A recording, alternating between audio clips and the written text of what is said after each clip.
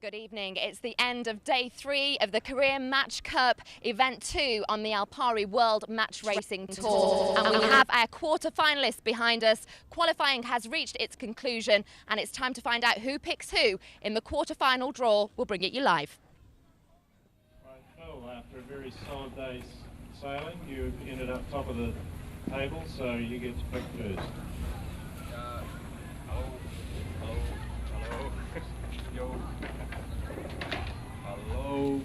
Hello. We'll take Simon. Simon, how do you feel about that? It's great to race against Phil. It's always a lot of fun. So let's. Hello. Let's see tomorrow. All right, Ian, you get the honour of the second pick. Yeah, we'll race Peter Gilmore. Peter Gilmore, that's a bold call, perhaps. How do you feel about that, Peter? I was just asking Pierre about the age of a few of these guys. At least Ian's a little bit more my age, so I feel pretty good about it. Well, yeah, you've had a tough road to the quarterfinals, so maybe it'll get a bit easier for you, isn't it? Absolutely. Bjorn, you get the third pick.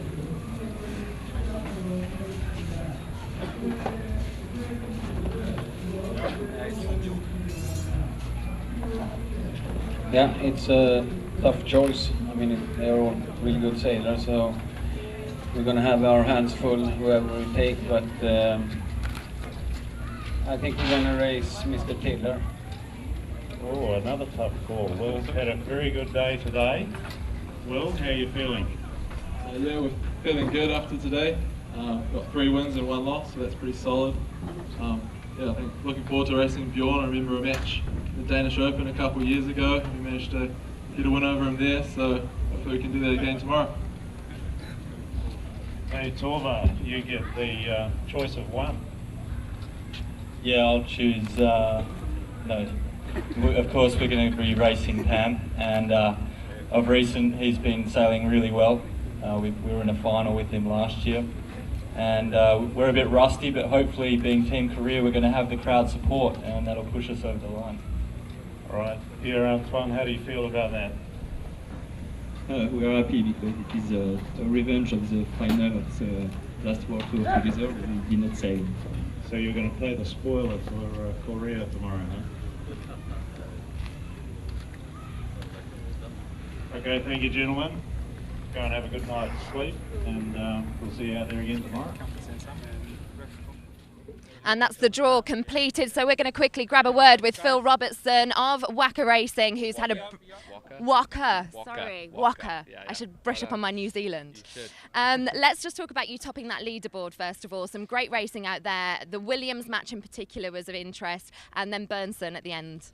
Yeah, no, we had a brilliant day today. We went 3-0 and racing the top half of the ranking. So for us, it was perfect. We had a great match against Williams. We came off the line, probably not as good as we'd like, but reeled our way back into the match and then put a penalty on him halfway up the first leg. So it was a little bit of a win for us there. Managed to take the lead, but failed at the top mark. And yeah, well, it went very bad for us. We didn't quite execute the manoeuvre we were trying to pull off and ended up with a penalty, and then 5 seconds later with another penalty. So yeah, we had to work hard for it and managed to extend enough in the end to get our penalty in and hold them off to the finish line. So that was a perfect win for us. You can look forwards now, and you've just made your quarter-final pick. Simona Ferrarese, why him? Yeah, it's always a really tough one. We had the choice of 7 really good sailors, so it's never an easy one. And we just, I guess we picked the least experienced of the lot. So we feel he's a very young team, and they're a new team as well. And they seem to be sailing really well here, and they've done a really good job so far. But when push comes to shove, I think experience is king. So that's what we're going over. We wish you luck for the quarterfinals. No quarterfinal action remaining here today.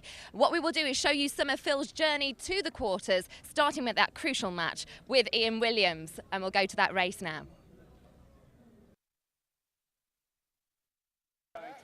Tacking now. I get it. So Williams tacking onto the line of Robertson. We see perhaps slightly crisper execution in each of those tacks. Up you go! Up you go! Phil Robertson here perhaps exploiting a mistake from the GAC Pindar team. Hey! There we go! That's one! So that there, penalty onto Williams in this matchup against Robertson. So we can see here Robertson with the right of way at the mark. Hey, you tacking! That's Phil Robertson, he's tacking at the mark. Williams sending his bow in there. Williams spears his bow between the mark. I think Williams deciding that Phil Robertson was attacking boat at that mark, trying to exploit that mistake, and Williams now luffing. We're going to see an umpire decision.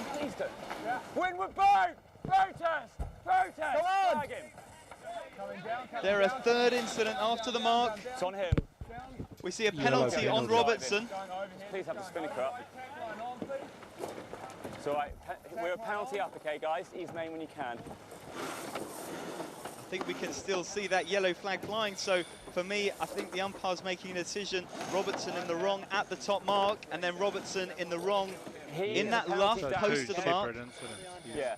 So 2 penalties on Robertson. The first one offsetting Williams. We're almost laying down here, okay, guys? The second penalty then landing Robertson in trouble. He has the lead back, but he is a penalty down.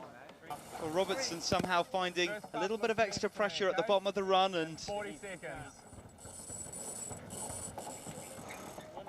the clock opens up on Williams now. He has to keep this very tight. Okay, here we go, driving. What's that? For me, actually, coming into that incident, I was nervous for Williams. It looked like Robertson might be able to block in, and he was slowing as hard as he could in towards that top mark, and he just managed to execute perfectly. Robertson just feeling he was forced to have to start tacking to go around the mark without opening up that gap to Ian, and 2 seconds, 1 second before that incident occurred. For me, it was Robertson that was right of way and Williams that was keep clear, and that change of control changing just before the incident and switching what could have been a penalty Williams to the penalty Robertson, and that change of control happening so soon before that contact. We're off on that right-hand side, and we can see Phil Robertson actually throwing in his penalty on that right-hand lay line. He comes out, he's coming out on starboard, don't forget, so that may give him control, and as the boats come back together, it's Phil Robertson that has the right of way, but Williams perhaps the better of the boat speed. Robertson comes out on a very deep angle, forcing Williams to tack, and now as Williams completes, he comes back into that high mode. Now, excellent penalty execution there from Phil Robertson. He's going to try and stay in that high groove across here. He's got rid of the penalty. He still has the lead. It's Williams coming in here. With Robertson inside, he has room. Winding up here. Winding up. Now the room, he must be given the room to tap. Here we go, tuck in. Go hoist. Straight into the hoist. Go hoist. So they're inches separating the pole and the hull of Phil Robertson. Long drive, okay? High mode, Mal, high mode, okay? Phil Robertson calling the port jibe, the long jibe as Williams comes up to attack. Williams can see that too. He comes up to try and threaten the roll. Excellent sets from both boats. It's Williams coming up to attack the breeze of Phil Robertson off towards his right-hand side of the racecourse. Driving here. Driving here. Here comes Williams. Jibes away, Phil Robertson decides to extend. We did hear some concern from tactician Bill Hardesty there. Perhaps concerned that the right-hand side did have better pressure. I think he was hoping to sucker Phil Robertson into jibing with him. That two-length advantage to Phil Robertson. Feels really light. And Robertson round ahead. Copy. Same first lift here. So having recovered from probable adversity, Phil Robertson comes back into this match and now what's becoming a comfortable lead over Ian Williams. It's Phil Robertson through the line, just managing to hold on to that lead against Williams. Williams, a valiant effort to try and come back there, but Phil Robertson claims that match. Well, that was part of the story for Phil Robertson on day 3 of the Career Match Cup. But there was one more race that took place where he beat Johnny Burnson, and that was what made him top the leaderboard and get the first pick here at the quarterfinal draw. Well, I've got Johnny Burnson with me, and that result meant that you went home, Johnny. Gutted to see yourself going out? Yeah, it's we're really in a bad mood now, and it's always really painful to get knocked out, and I hope just it gets painful enough so we'll stop doing that and go to the quarters in the future. Were there any of those races, looking back, I mean, hindsight's a great thing, but that you feel that you could have got more from? Yeah, what we take with us from this event is that we had a lot of opportunities, but we didn't grab them. We made the wrong choices, and it's early for us in the season. We feel that we are a bit behind the other teams, not doing the Germany event and getting into this, and I see all the others are on fire, so we need to perform better next time. One of the positives you can take away, that all-Swedish battle, you beat Bjorn Hansen. Yeah, every point is a point and every win is a win, and we take that with us, but next time we need to go higher in the scoreboard and get some points for the World Match Racing Tour. I'm sorry to do this to you, but let's see that race that unfortunately sent you home, but sent Phil Robertson top of the leaderboard of qualifying. Phil Robertson round the top and deep down into the box.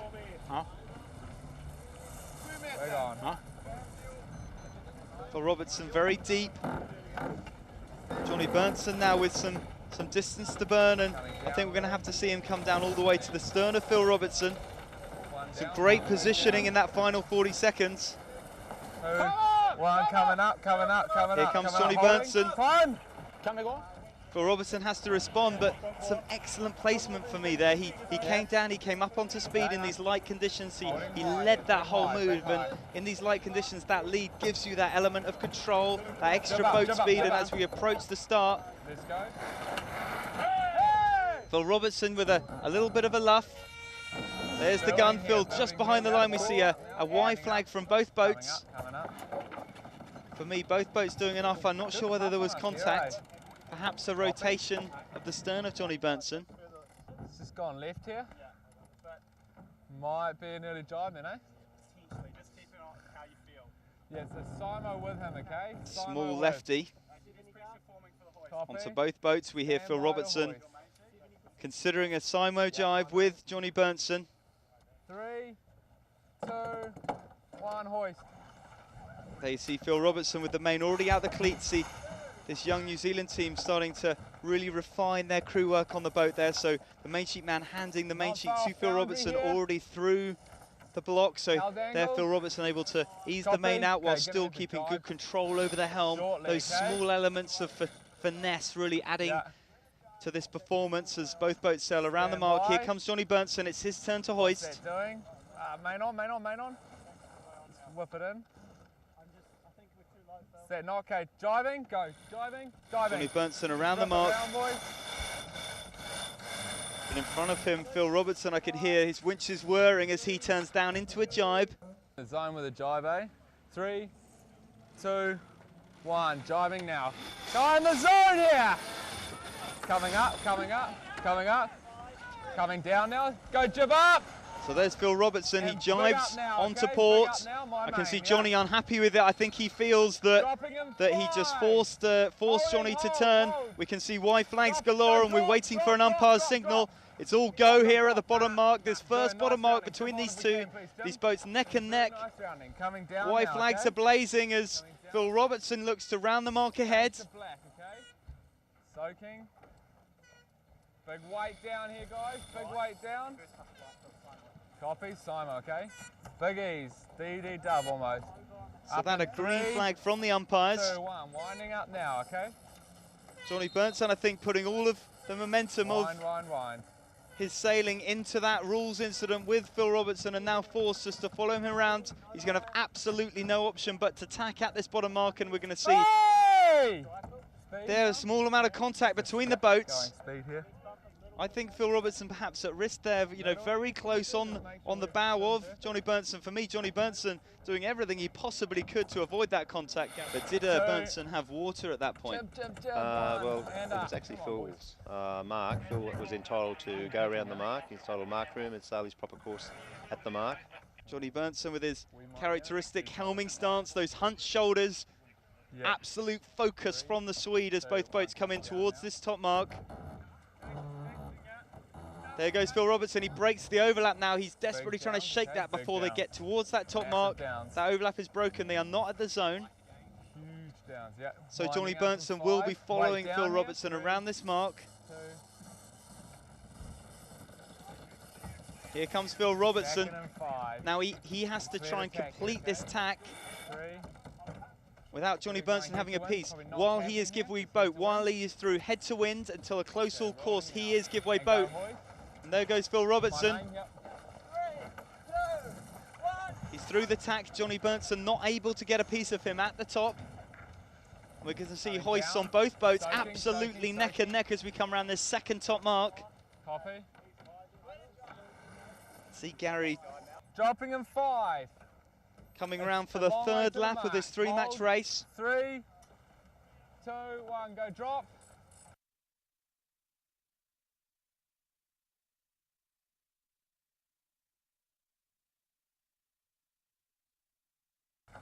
Go drop. So here comes Phil Robertson around the mark. That Kiwi drop when the spinnakers fall in against the jib and the mainsail, and they use that jib and the main to cup the sail as it falls down the rig.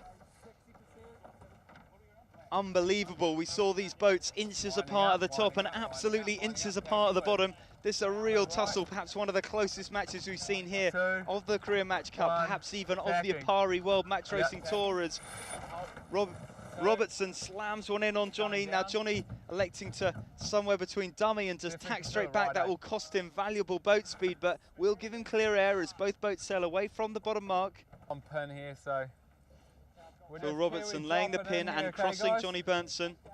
This is going to be his match as he comes in towards the bottom of the run to complete this final matchup of the qualifying rounds. 5, 2, it's Phil Robertson that has softly, quietly come through this round. He takes the gun, he takes the win. That's Phil Robertson closing out this qualifying group, securing the win in both this match and the group as a whole, driving Ian Williams back into second position.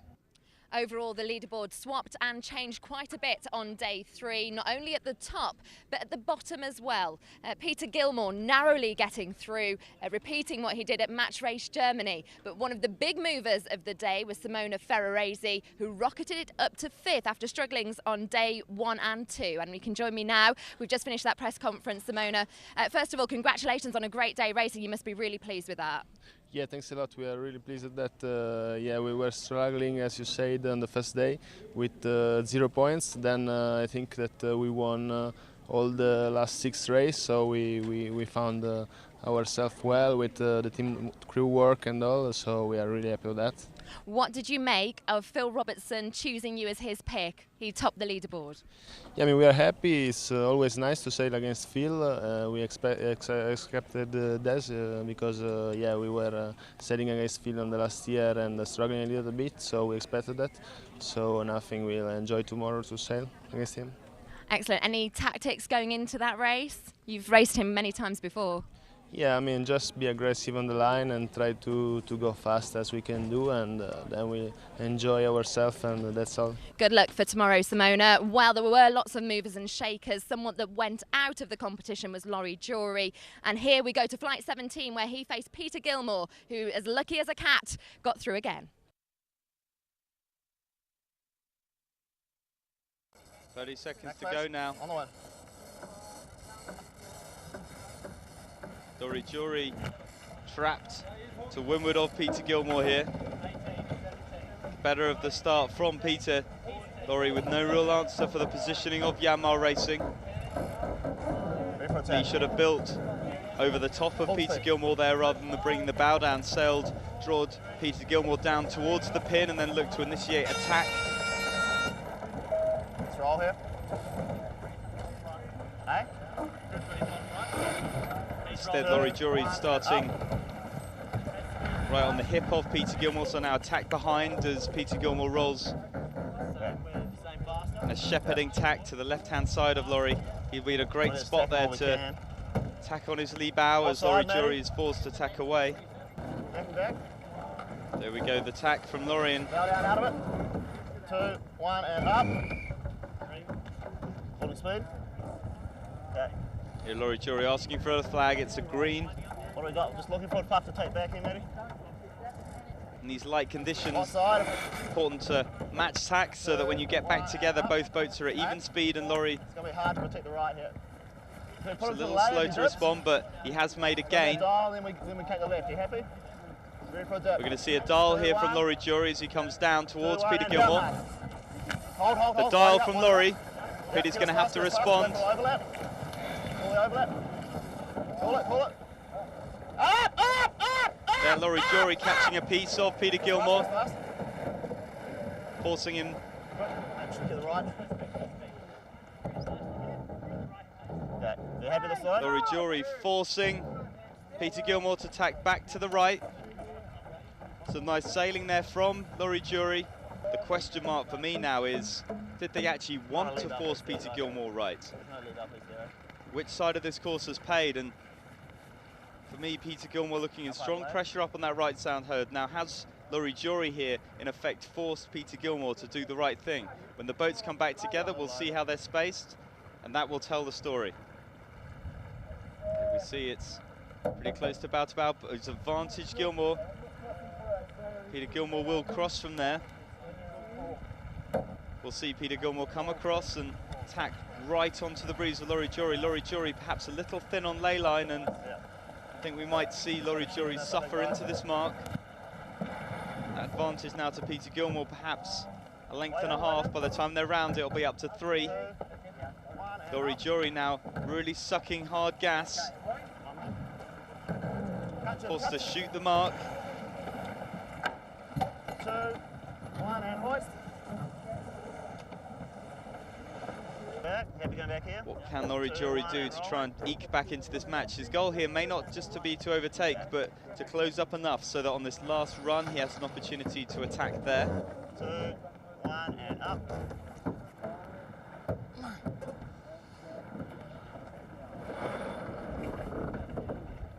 Here Laurie Jury talking about the right. They're calling all the breezes in the right. Unfortunately for them, they're going left at this point. Peter Gilmore is set up on that right-hand side of the course now, going the same direction. We'll hold this a little longer. You happy going here? So Laurie not doing a bad job of negating those gains on the right-hand side for Peter Gilmore. He's still in this match. Perhaps a couple more rolls of the dice to come back into this. Peter electing to do 2 more tacks in towards that top mark now. For me, perhaps a better opportunity to Little drive out just in case he tacks. to go to ley line. Laurie Jory coming into a lower mode. Peter Gilmore misplacing that tack and not really affecting Jory into this, so he's done 2 extra tacks. Laurie Jory able to capitalise on that mistake and close up into the quadruple world champion, into this top mark. It's a Simo tack.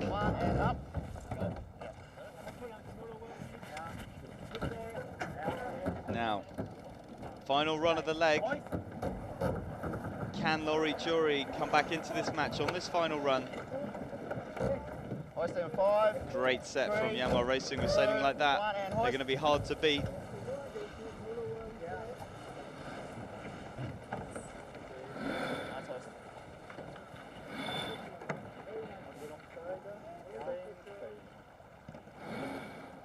So Laurie Jory creeping back into Peter Gilmore here, but it's not going to be enough. Unfortunately, this perhaps the only real way for both boats to come down the run, all that advantage in the pressure being on that right-hand side of the course. Here comes Peter Gilmore, final jibe in. Laurie Jory with perhaps a late charge for this bottom mark. But Peter's on the ley line for the finish. He's going to take some beating from here. Massive. 2, 1, and up.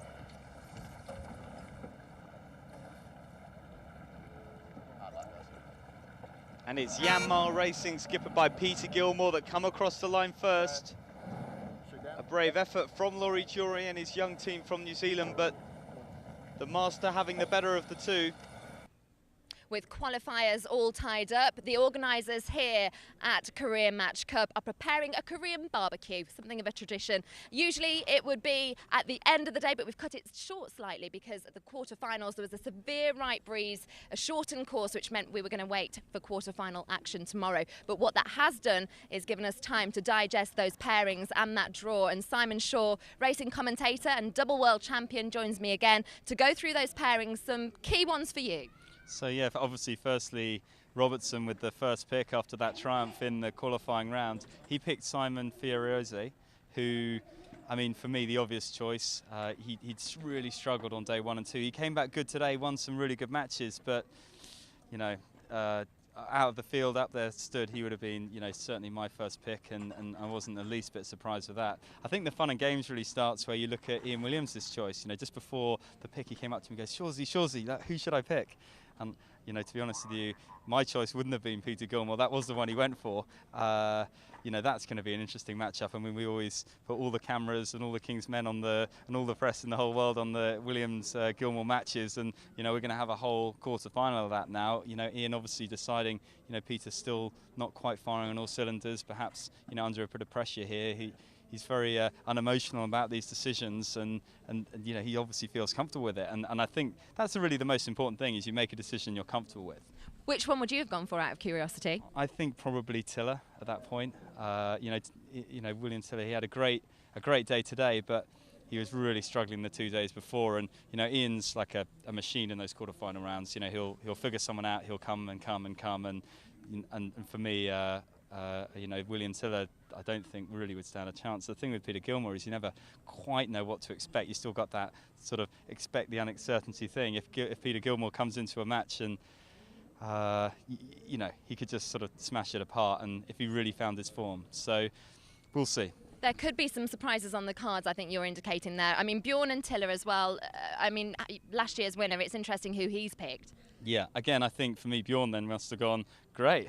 You know, I'll take Tiller because Ian had gone for Peter Gilmore. So for me, you know, that was again a no-brainer for Bjorn. You know, that a good matchup for tomorrow. Will be interesting to see how it goes. You know, my money's on Bjorn, but again, both of those teams capable of not quite delivering. So we'll see how that goes. Obviously, leaving Mursky more than at the end. You know, the two middle-order players. You know, Torvar with a really strong team, and you know, he's been here 1,000 times before, really strong through the tour last year, some great guys on his boat. For me, I'd be, you know, perhaps, you know, backing him to go all the way, but against Pierre Morlan, you know, we'll see how that one plays out. It will be interesting, and we'll have live coverage of the quarterfinals for you from 2 o'clock tomorrow at WMRT.com. And a reminder that you can get in touch via Twitter and Facebook. Via Twitter, just follow us at WMRT_live race updates and use the hashtag AWMRT to post your comments. You can also go via Facebook, facebook.com/World Match Racing. We'll join you again tomorrow for more with highlights from the day. It should be thrilling as it has been so far. Bye for now.